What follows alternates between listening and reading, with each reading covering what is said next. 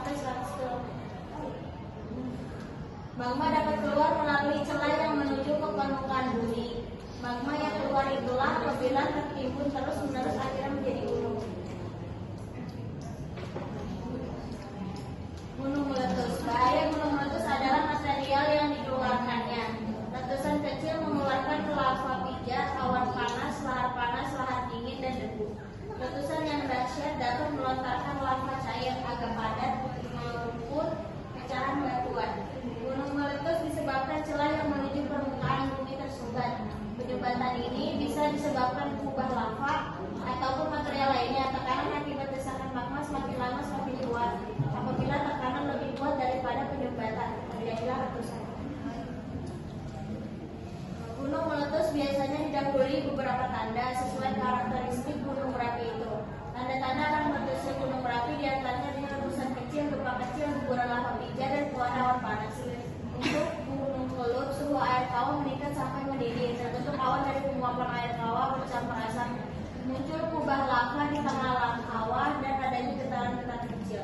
Namun kadang-kadang letusan gunung berapi tanpa didahului tanda apapun. Contohnya adalah letusan Gunung Bromo tahun 2004. Saat banyak wisatawan menikmati pemandangannya, tiba-tiba letusan terjadi di Kawah Bromo.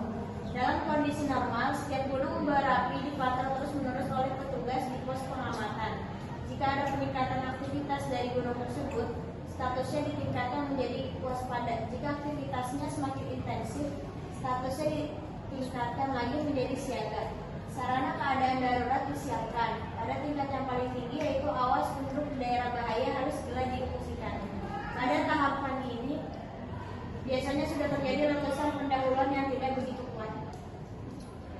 Selanjutnya bencana alam yaitu banjir. Banjir ada beberapa macam. Banjir bisa terjadi di wilayah pantai akibat terjangan badai. Banjir bisa juga dipicu oleh tsunami. Ada juga banjir karena rob atau luapan air laut ketika gelombang pasang. Namun yang paling banyak terjadi adalah banjir luapan air karena curah hujan yang sangat tinggi. Ketika hujan turun, sebagian airnya disimpan tanah, sebagian lainnya diserap tumbuhan, sebagian menguap atau mengalir di permukaan tanah. Banjir terjadi ketika tanah dan tumbuhan tidak mampu lagi menyerap air. Banjir bukan saja merusak harta benda atau membawa korban jiwa. Derasnya aliran air menyebabkan erosi di bagian hulu dan pengendappan di bagian hilir.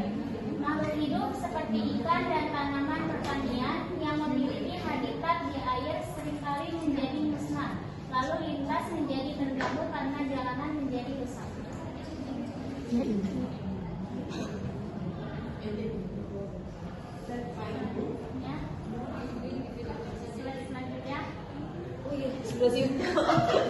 Sebelum banjir datang, biasanya didahului tanda-tanda, diantaranya hujan selama berhari-hari. Kadang-kadang yang hujan daerah yang lebih atas atau bagian hulu sungai.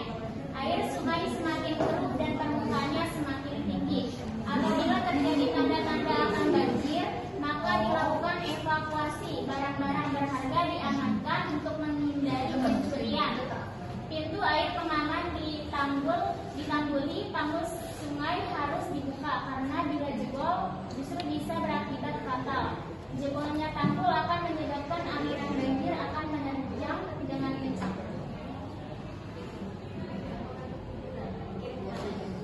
Selanjutnya mitigasi banjir anak SD.